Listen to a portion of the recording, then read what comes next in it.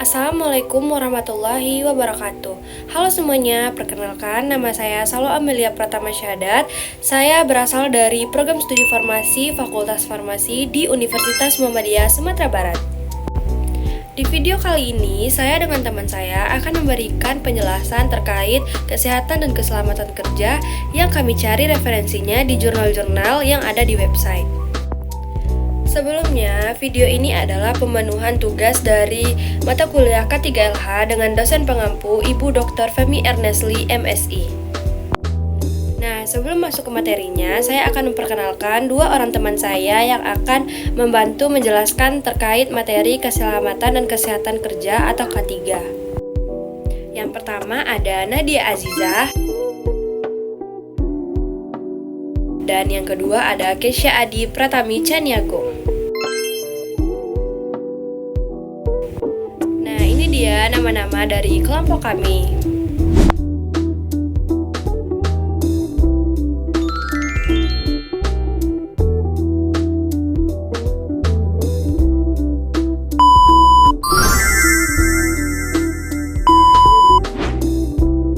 Artikel ini meninjau penerapan keselamatan dan kesehatan kerja atau K3 di tempat kerja dengan menyoroti peran karyawan. Berdasarkan kajian berbagai sumber pustaka, ditemukan bahwa penerapan K3 yang baik dapat menurunkan angka kecelakaan dan penyakit akibat kerja serta meningkatkan produktivitas. Manajemen memiliki peran penting dalam membangun budaya keselamatan dan mendukung inisiatif K3. Dukungan manajemen membuat karyawan lebih patuh terhadap prosedur keselamatan dan aktif menjaga lingkungan kerja yang aman. Secara keseluruhan, penerapan K3 yang efektif tidak hanya memenuhi kewajiban etis, tetapi juga meningkatkan kesejahteraan karyawan dan keberhasilan organisasi dalam jangka panjang. Pentingnya keselamatan dan kesehatan kerja atau K3 dalam menciptakan lingkungan kerja yang aman, sehat, dan produktif. Penerapan K3 bertujuan mencegah kecelakaan dan menjaga kesejahteraan fisik maupun mental karyawan, sekaligus meningkatkan produktivitas dan citra perusahaan. Di Indonesia, dasar hukum K3 dimulai dari Undang-Undang Nomor 1 Tahun 1970.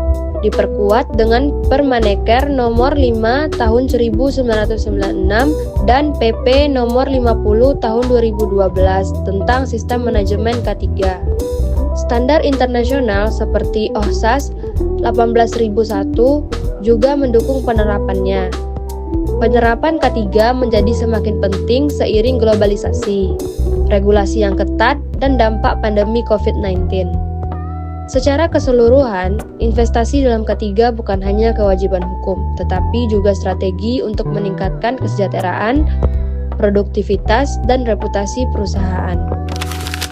Metode penelitian yang digunakan adalah pendekatan kualitatif dengan studi literatur, yang berfokus pada analisis berbagai sumber tertulis terkait penerapan keselamatan dan kesehatan kerja atau K3 di organisasi.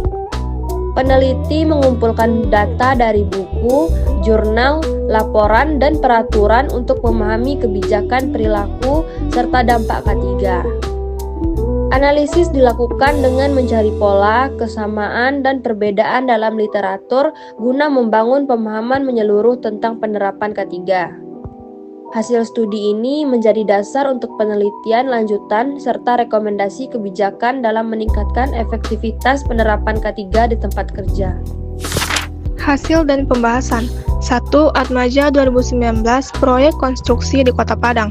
Penerapan sistem K3 masih terbatas, kesadaran pekerja rendah, dan pengawasan kurang ketat. Diperlukan komitmen semua pihak untuk menegakkan aturan keselamatan kerja. 2. Ferial 2020 PT Semen Padang saat COVID-19. PT Semen Padang membentuk tim COVID-19 dan menerapkan panduan kerja new normal dengan modul-modul keselamatan dan sanksi bagi pelanggar. Evaluasi rutin diperlukan untuk efektivitas pengendalian penyebaran virus. 3. Rahayu Ningsi dan Haryono 2020 IGD RSU PKU Muhammadiyah Yogyakarta. Penerapan MK3 di IGD berjalan baik. Petugas patuh APD dan menjalani pemeriksaan rutin. Pelatihan K3 dilaksanakan meski belum sepenuhnya tercantum dalam pedoman tertulis. 4. Ridwan 2021, Pabrik Semen Tuban. Sosialisasi K3 meningkatkan pemahaman pekerja dari 55,55% menjadi 88,89%. Kesadaran dan penerapan APD meningkat, menciptakan lingkungan kerja yang lebih aman. Budaya keselamatan kerja merupakan konsep penting dalam manajemen kesehatan dan keselamatan kerja yang mencakup nilai, norma, sikap, dan perilaku individu maupun kelompok dalam menjaga keselamatan di lingkungan kerja. Budaya ini menekankan bahwa keselamatan adalah tanggung jawab bersama, bukan hanya tugas Departemen K3. Dalam budaya keselamatan yang positif, karyawan tidak hanya mematuhi aturan, tetapi juga menginternalisasi keselamatan sebagai nilai inti dalam setiap tindakan.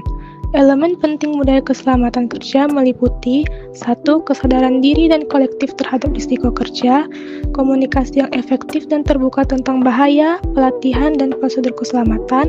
3. Dukungan manajemen melalui kebijakan, alokasi sumber daya dan pelatihan. 4. Pelaporan kejadian dan hampir kejadian untuk pembelajaran dan pencegahan kecelakaan. Penerapan budaya keselamatan kerja yang baik menghasilkan penurunan angka kecelakaan, peningkatan produktivitas, serta reputasi positif yang perusahaan sebagai tempat kerja yang aman dan bertanggung jawab. Tujuan akhirnya adalah menciptakan lingkungan kerja di mana keselamatan menjadi bagian dari budaya organisasi dan melekat dalam setiap perilaku anggota perusahaan. Kebijakan dan prosedur keselamatan kerja.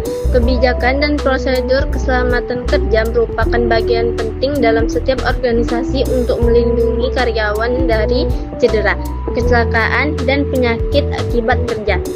Kebijakan K3 adalah pernyataan tertulis dari manajemen yang menunjukkan komitmen organisasi terhadap keselamatan dan kesehatan kerja. Kebijakan ini mencakup tanggung jawab manajemen terhadap pelaksanaan K3, kepatuhan terhadap peraturan dan hukum yang berlaku, pelatihan serta peningkatan kesadaran karyawan, dan upaya identifikasi serta pengendalian risiko kerja. Prosedur K3 adalah panduan praktis yang menjelaskan langkah-langkah untuk menerapkan kebijakan K3 meliputi penanganan situasi darurat, penggunaan alat pelindung diri atau APD, pemeriksaan dan pemeliharaan peralatan, serta proses pelaporan dan audit keselamatan. Penerapan kebijakan dan prosedur ini melibatkan seluruh pihak di organisasi termasuk manajemen, supervisor, dan karyawan. Pelatih K3 dan peran tim K3 sangat penting untuk memastikan kepatuhan dan peningkatan berkelanjutan. Secara keseluruhan, kebijakan dan prosedur K3 tidak hanya bertujuan untuk memenuhi peraturan, tetapi juga menciptakan lingkungan kerja yang aman, sehat, produktif, dan berkelanjutan. Selanjutnya, pelayanan kesehatan kerja. Pelayanan kesehatan kerja berperan penting dalam menjaga dan meningkatkan kesejahteraan karyawan di tempat kerja. Tujuan utamanya adalah melindungi kesehatan, mencegah penyakit, serta menciptakan lingkungan kerja yang aman dan produktif. Poin-poin utama pelayanan kesehatan kerja meliputi 1. Tindakan pencegahan atau melakukan vaksinasi, pemeriksaan kesehatan, dan program pencegahan penyakit serta cedera kerja. Yang kedua, keselamatan di tempat kerja, menciptakan lingkungan kerja aman melalui pelatihan dan penerapan peraturan keselamatan. Ketiga, ergonomi, menyesuaikan alat dan posisi kerja untuk mencegah gangguan otot dan tulang. Yang keempat, pengawasan kesehatan, memantau kondisi kesehatan pekerja yang terpapar bahaya seperti bahan kimia.